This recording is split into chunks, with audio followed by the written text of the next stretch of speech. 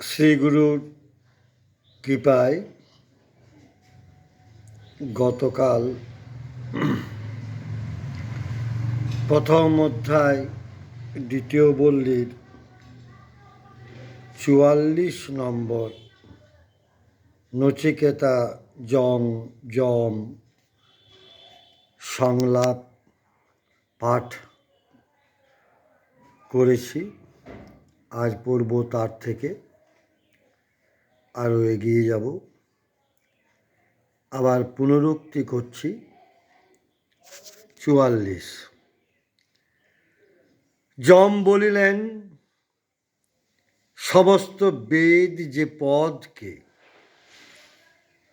অর্থাৎ স্বরূপকে প্রাপ্তব্য বলিয়া কীর্তন করে, যাহার উদ্দেশ্যে সমস্ত তপস্যা অনুষ্ঠিত হয়, যাহাকে পাইবার বাসনায় সাধকগণ ব্রহ্মচর্যের অনুষ্ঠান করেন, আমি সংক্ষেপে সেই ব্রহ্মের পদ বা স্বরূপ তোমাকে বলিতেছি। সেই পদ হইল ওম। ৪৫। এই অক্ষরটি অর্থাৎ ওঙ্কার সর্বগত ব্রহ্ম। এই অক্ষরটি ওঙ্কার সর্বাতীত ব্রহ্ম। এই অক্ষরটিকে অর্থাৎ ওঙ্কারকে জানিয়া যে যাহা চায় সে তাহাই পায়। ওঙ্কার ব্রহ্মের এই উভয়বিধ ভাবেরই জ্ঞাপক বলিয়া ওঙ্কারের তত্ত্ব জানিতে পারিলে ব্রহ্মকেই সম্যক জানা হয়।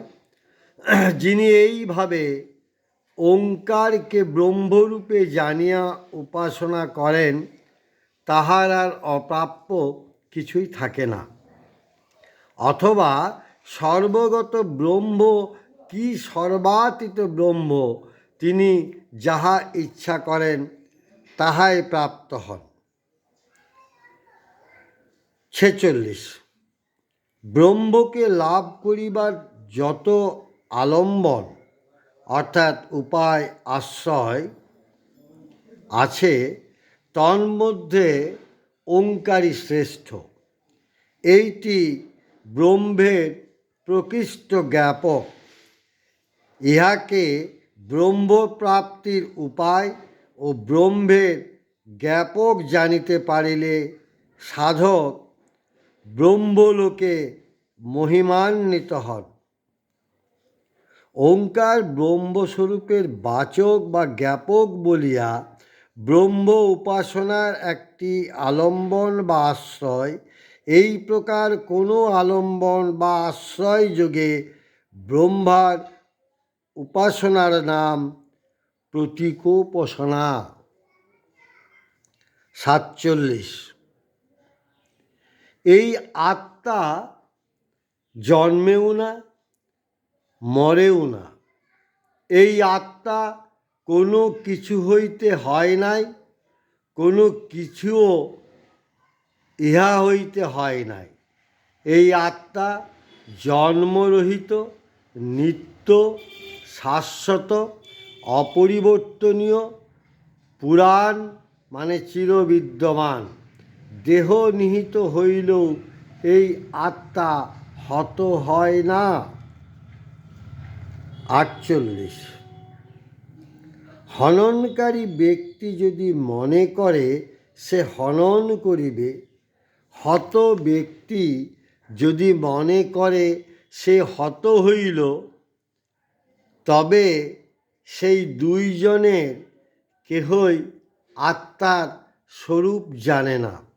কারণ এই আত্মা হননও করে না, হতও হয় না। ৪৯।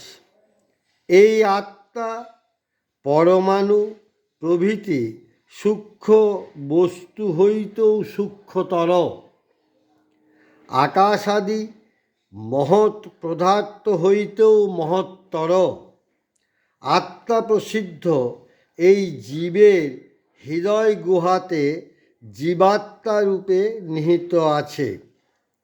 বিষয়ে অনাসক্ত ও শোক দুঃখ বর্জিত ব্যক্তি মন প্রভৃতি ইন্দ্রিয়ের ও ধাতু সকলের প্রসন্নতাবশত আত্মার মহিমা প্রত্যক্ষ করিয়া বিগত শোক হন। 50 এই আত্মা স্থির অচল গতিহীন হইয়াও দূরে ভ্রমণ করেন। তিনি শায়িত মানে ক্রিয়ারহিত হইয়াও সর্বত্র গমন করেন, অর্থাৎ সকল ক্রিয়া সম্পাদন করেন। এই হর্ষবান ও হর্ষাতীত দেবকে, পরমাত্মাকে আমি আমাদের ন্যায় সূক্ষ্ম বুদ্ধি লোক ব্যতীত আর কে জানিতে পারে?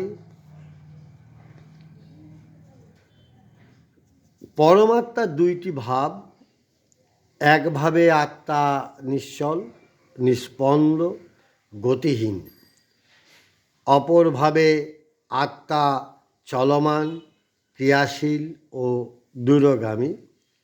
একদিকে হর্ষবান, অপরদিকে হর্ষাতীত। সৃষ্টিতে আত্মার যে ভাব প্রকাশিত তাহাই চলমান, সক্রিয়, গতিশীল ও সহর্ষ। কিন্তু এই সচলতার পশ্চাতে আছে এক বিরাট অচলতা। এই অচলতার উপরই সচল বিশ্বের ক্রিয়া চলিতেছে।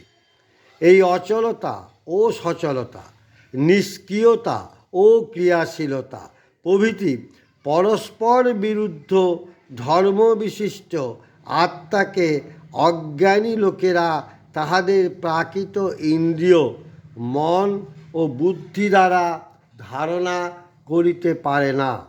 কেবল যমরাজের ন্যায় সংস্কৃত ও সূক্ষ্মবুদ্ধি সম্পন্ন ব্যক্তিগণই আত্মাকে জানিতে পারেন। ইহা দ্বারা আত্মার দুর্জ্ঞেয়ত্ব ব্যক্ত করা হইয়াছে। মদামদম মানে সহর্ষ ও অহর্ষ, এইরূপ বিশিষ্ট ধর্মবিশিষ্ট, অতএব দুর্জ্ঞেয়। আপাতত এইটুকুই থাক। মন্ত্র 10টা ঋষি কবিদের আমার প্রণাম।